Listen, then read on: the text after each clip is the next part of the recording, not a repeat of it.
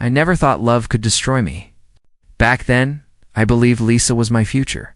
She was my first everything-first kiss, first late-night call, first dream of marriage. I lived for her smile, for the way she clung to my arm and whispered, "You're all I'll ever need." But that night at the college party ripped me apart. Music pounded through the walls. Lights flashing, drinks spilling. I spotted Lisa across the room, her arm draped around Ryan's shoulders. His grin was wide, cocky, the same grin that made every guy hate him and every girl chase him. I forced myself forward. "Lisa, can we talk?" My voice cracked, but I tried to hold steady. She laughed, tipping her drink. "Talk about what, Mark? About how boring you are?" The people around her chuckled. My chest tightened. "What are you saying?" Ryan leaned in, his arm pulling her closer. "She's saying you've been replaced, buddy." The crowd erupted in laughter. My ears burned. "Lisa replaced? After everything I've done for you?" She smirked, eyes sparkling with cruelty. "Do you really think I'd stay loyal to someone who can barely pay for dinner? Ryan's the kind of man I deserve. Confident. Rich. Not." "You, Lisa, stop," I pleaded. My voice felt small, pathetic. "No," she said louder, raising her glass like she was making a toast. "I cheated on you, Mark, with Ryan, and it was the best decision I ever made." The room froze for a moment, then roared with laughter. My name shot around like poison. Mark, the fool. Mark, the weak one. My throat closed. "You're joking." Ryan clapped my shoulder hard, shoving me back. "Take the hint, loser. She's mine now." Whispers spread. Some people grinned. Others shook their heads. But no one stood for me. I swallowed hard. "Lisa, I loved you. And that's the problem," she spat. "Your love is worthless." I staggered back, gripping the wall to keep from falling. Every word stabbed me deeper. Someone muttered, "Pathetic." Another snickered, "Poor guy." I stumbled out of the room, the sound of their laughter echoing in my skull. My chest heaved and tears blurred my vision. When I reached the street outside, the night air felt colder than ever. My phone buzzed messages already spreading the news. "Lisa dumped Mark. Lisa cheated. Mark's a fool." I pressed my hand against my face, choking back a sob. My parents would hear. Everyone would know. My entire life reduced to a joke. Jason wasn't there to defend me. Megan wasn't around to comfort me. I had no one in that moment. Only silence. Only shame. I leaned against a streetlight, my reflection faint in the glass window beside me. Who was I now? Not Lisa's boyfriend. Not anyone special. Just the fool she bragged about betraying. My phone buzzed again, this time from my mother. "Heard about Lisa? Call me?" Even she knew. Even she'd see me as weak. I whispered into the night, why wasn't I enough? The answer didn't come. Only the echo of their laughter did, as I walked away from the party, broken and hollow. One thought seared itself into my mind. This was the night I became a ghost of myself. But ghosts don't stay silent forever. The morning after the party felt like waking up in a nightmare I couldn't escape. My phone kept buzzing with notifications, memes, whispers spreading faster than I could delete them. I stared at the ceiling, numb. A knock came at my door. "Mark," my father's voice snapped. "Get up. You can't hide forever." I groaned, burying my face in the pillow. "Not now, Dad." The door creaked open. His figure filled the frame, arms crossed, disappointment written on his face. "I heard about last night. You're embarrassing yourself. Sitting here, sulking, while the whole town laughs. Man up." I pushed myself upright, anger sparking. "Man up. Do you know what she did to me?" "Cheating happens," he said coldly. "Real men move on." My chest tightened. "Real men don't get mocked in front of everyone they know." He shook his head and walked out, muttering, "Pathetic." The word hit harder than Lisa's betrayal. A few minutes later, my mom peeked in. Her voice was soft. "Sweetheart, ignore him. He doesn't know how to comfort you." I swallowed hard. "Mom, everyone knows." I can't even look at my phone without seeing a joke about me. She sat on the edge of my bed and touched my hand. People's words don't define you. They do when they're true, I whispered. Her eyes watered. But she didn't argue. Instead, she whispered, "You're stronger than this. Please believe that." But I didn't. Not yet. Later that day, I tried to leave the house. As I walked through town, whispers followed me like shadows. There he is, Lisa's ex. The fool. I clenched my fists, keeping my eyes on the ground. Then I heard the unmistakable sound of Ryan's car. The shiny black convertible pulled up right in front of me, music blaring. Lisa sat in the passenger seat, laughing, sunglasses on. Ryan leaned out. "Hey, Mark." His grin was venom. "Want me to thank you for warming her up for me?" Lisa smirked and leaned into him. He still doesn't get it. Poor thing. The people around us snickered. My throat burned. I forced out, "You're disgusting." Ryan revved the engine. "No, Mark. I'm a winner. And you. You're the punchline." The car screeched away, leaving smoke and laughter behind. I stood frozen, humiliation pressing on me like a weight.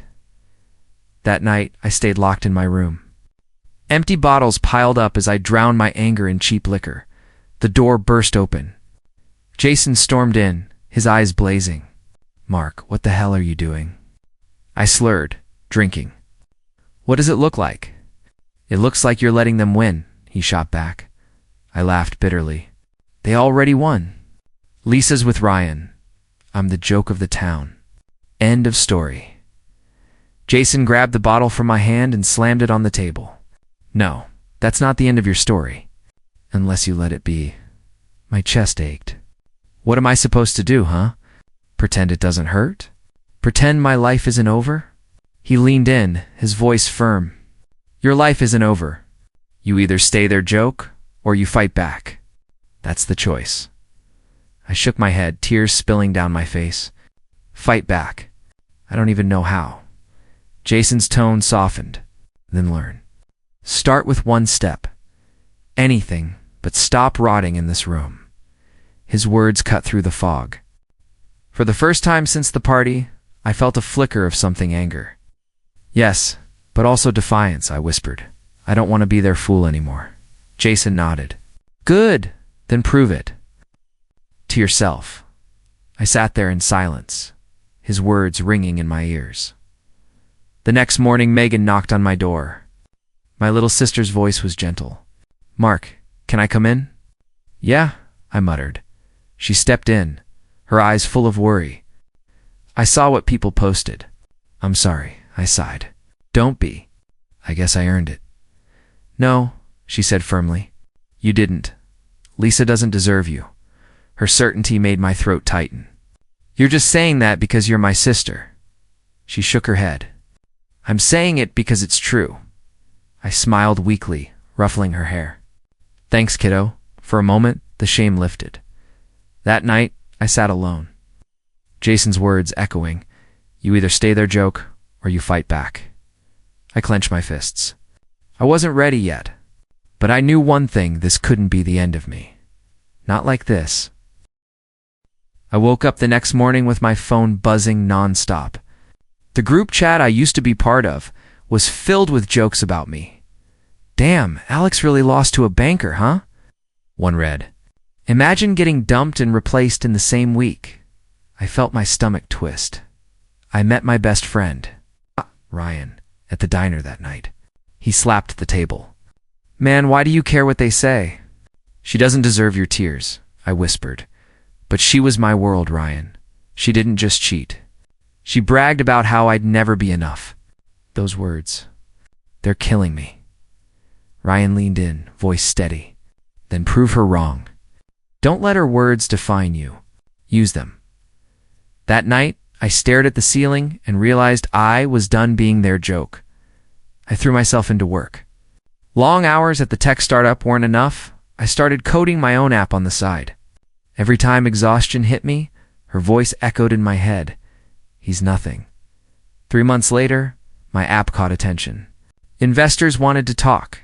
At the meeting, the lead investor, Mr. Cole, asked, What drove you to build this?